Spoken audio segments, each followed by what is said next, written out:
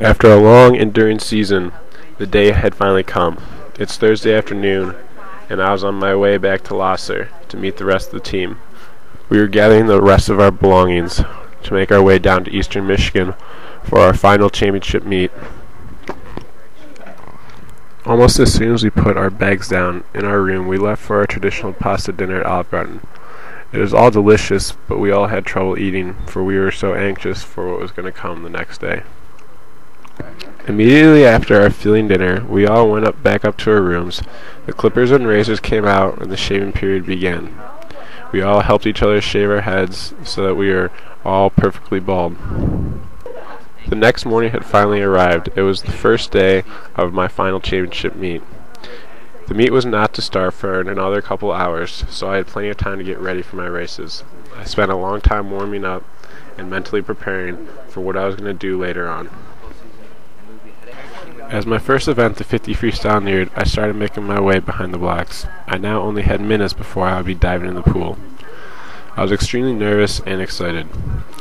My heat was finally up. I stepped up on the blocks, and when I heard the horn, I exploded off the block into the icy cold water. I heard nothing except for the water rushing by my face. I moved as fast as I possibly could. The race seemed like a split second long, and when I finished, the board did not reflect the goal I wanted. My heart sunk, my stomach turned upside down, and my body was immediately filled with disappointment and anger. After a few very disappointed swims, I finally got my head on straight. I was ready for the final event of prelims. We were all determined to give our absolute best effort to see what we could do. When I finished the last leg of the relay, we shocked everyone. We were now seeded first going into finals. Finals for the 400 freestyle relay had finally arrived. We knew we all needed the swim of our lives if we wanted to actually maintain first place. As I got up on the block, the third leg was coming in, neck and neck with the Hamilton team right next to me. I was up against someone who beat me earlier in the individual event.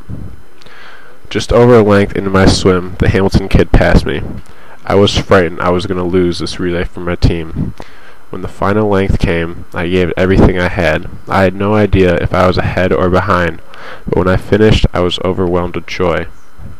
I somehow managed to pass him in the last 5 yards, and we were state champions in the relay.